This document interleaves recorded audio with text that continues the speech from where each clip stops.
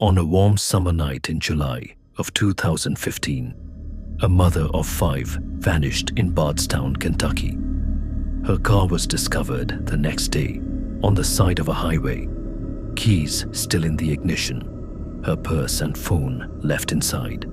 But Crystal Rogers herself was gone, as if she had simply stepped out of her life and disappeared into the dark. Nearly a decade has passed, and no one has ever seen her again. Her disappearance ignited years of searches, suspicion, and tragedy. Even her own father was mysteriously killed while searching for answers. This is the haunting story of Crystal Rogers, and the question that still torments an entire town. What really happened to her that night? Crystal Rogers was 35 years old when she vanished. Friends described her as reliable, warm, and fiercely devoted to her 5 children. That summer, she was living with her boyfriend, Brooks Hook, in Bardstown. On July 3rd, she was last seen alive, and by the morning, she was gone. Her 2007 white Chevrolet Impala was discovered on the Bluegrass Parkway. Inside were her belongings, her phone, her purse, even her keys still dangling from the ignition. Investigators immediately suspected the scene was staged, but by then, Crystal herself had already vanished without a trace. The last person known to see her alive was her boyfriend, Brooks Hook. Brooks told police that Crystal had been with him at his home the night before. He claimed that when he woke up, she was gone. His story never changed, but many believed it never made sense. Crystal's family was certain she hadn't left willingly.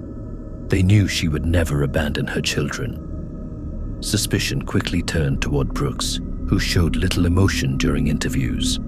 His brother, Nick Huck, a police officer, was accused of trying to interfere with the investigation. As days turned into months, volunteers scoured the countryside. Fields, rivers, and back roads were searched. Posters went up across Kentucky, but not a single clue ever led to Crystal's body. The silence became deafening, and Bardstown began to feel cursed. Bardstown was already haunted by unsolved violence. Just 2 years earlier, a local police officer had been ambushed in his driveway. Another woman, a teacher, was murdered in her home. And now, Crystal's disappearance added to the town's growing reputation as a place of dark mysteries. Through it all, one man refused to give up the search. Crystal's father, Tommy Ballard. He led search parties, pressed investigators, and promised his daughter's children he would find answers. But in November 2016, tragedy struck again. While hunting with family, Tommy was shot in the chest and killed. Authorities ruled Tommy's death a homicide. To many, it felt like he had been silenced, that whoever was responsible for Crystal's disappearance didn't want him digging any deeper. His death left the family devastated, and the mystery darker than ever. In 2020, the FBI officially took control of the investigation. Agents raided homes linked to Brooks Hook, combed through farmland, and collected evidence. Hope began to return, but despite years of searching, Crystal's body has never been found. Finally, in September 2023, after 8 years of suspicion, Brooks Hook was indicted for Crystal's murder and for tampering with evidence. The courtroom was filled with tension as Crystal's family watched the man they had long believed responsible face justice. Yet, the truth remains unfinished. Without Crystal's body, her family has no closure. Her 5 children are growing up without their mother. Her town still whispers about the unsolved darkness that surrounds them, and the question lingers like a shadow over Kentucky. What really happened to Crystal Rogers? On Labor Day weekend of 1974, a family of 4 went camping in the Rogue River wilderness of Oregon. By Monday, they were gone. Their campsite was left abandoned. Food still on the table, belongings untouched. As if the Cowden family had simply vanished into the forest For months, no one knew what happened to Richard, Belinda, their 5-year-old son David, or their baby Melissa. Then, the following spring, hikers made a grisly discovery deep in the woods. The truth was more horrifying than anyone had imagined, and the mystery of who killed the Cowden family has never been fully solved. Richard and Belinda Cowden were a young couple living in White City, Oregon. They loved the outdoors, and on September 1st, 1974, they drove with their children to the Siskiyou Mountains for a weekend of camping. By all accounts, it was supposed to be an ordinary family getaway. The family was last seen alive at a small general store near Carberry Creek. Richard and his son David bought milk around 9 a.m. Witnesses remember nothing unusual, just a quiet father and son on their way back to camp. That would be the last confirmed sighting of the Cowden family. Later that day, when relatives arrived to meet the Cowdens for a Labor Day dinner, they found the campsite strangely abandoned. Dishes with food were left on the table. The family's car was still parked nearby, but there was no sign of Richard, Belinda, David, or little Melissa. Police immediately searched the forest. Helicopters scanned the mountains, dogs tracked the creeks, and volunteers combed the wilderness. But there was nothing. No footprints, no signs of a struggle, and no bodies. It was as if the family had walked into the trees and simply never returned. Winter came, and still no trace was found. Months later, in April of 1975, 2 hikers stumbled upon a cave hidden by brush, not far from the Cowdens' campsite. Inside were the bodies of Richard, Belinda, and little David. The remains of baby Melissa were found nearby. The scene was brutal. Richard had been tied up and shot. Belinda and David were bludgeoned to death. Baby Melissa was likely left to die. The discovery shocked Oregon, and the question became unavoidable.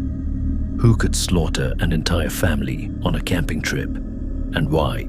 Investigators quickly focused on a suspect, a local man named Dwayne Lee Little. He was a convicted murderer out on parole at the time. Witnesses had seen him in the area that weekend, and his criminal history made him the perfect suspect. But no physical evidence ever tied him to the crime. For the Cowden family's relatives, the lack of closure was devastating. They knew their loved ones had been brutally murdered, but no one was ever convicted. The wilderness that once felt like an escape now carried the memory of an entire family wiped out in a single weekend. The Cowden family murders remain one of Oregon's darkest mysteries. Nearly 50 years later, no one knows exactly what happened in those woods, only that an innocent family vanished into the trees and never came back. And somewhere, perhaps, the killer walked away into the wilderness, carrying the truth that no one else will ever know. On the summer night of August 24th, 1951, 10-year-old Beverly Potts walked just a few blocks from her home in Cleveland, Ohio, to watch a neighborhood festival. She laughed, she danced, and she told her friends she'd be back soon. But Beverly never made it home. Her disappearance sparked one of the largest searches in Cleveland's history. Hundreds combed the streets, rivers, and empty lots.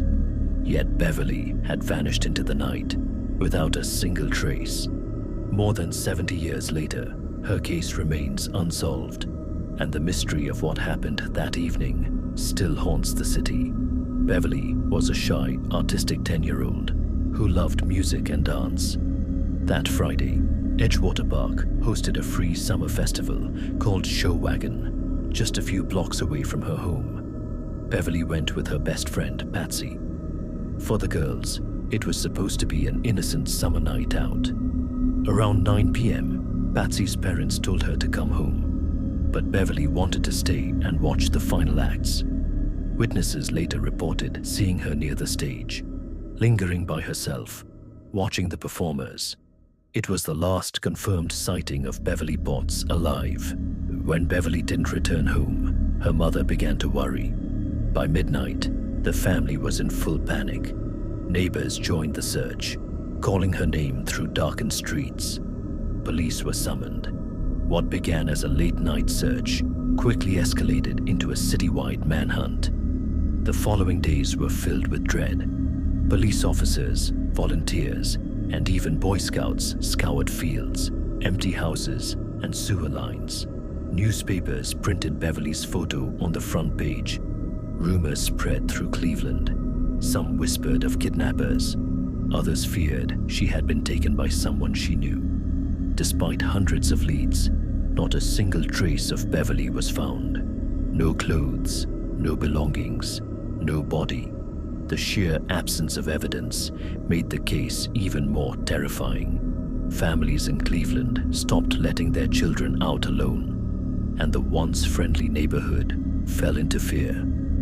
Years passed, but the mystery only deepened. Police interviewed suspects, including neighbors and known criminals. Some confessed, but none of their stories ever matched the facts. Each false lead reopened wounds for Beverly's grieving family, who never stopped waiting for answers. Even decades later, bizarre developments continued. In the 2000s, anonymous letters were sent to a Cleveland newspaper, claiming to reveal details about Beverly's fate.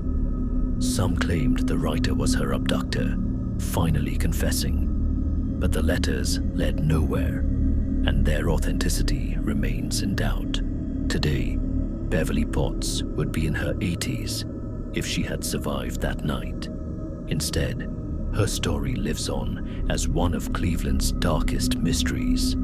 She was just 10 years old, walking home from a festival only blocks away, and she was never seen again.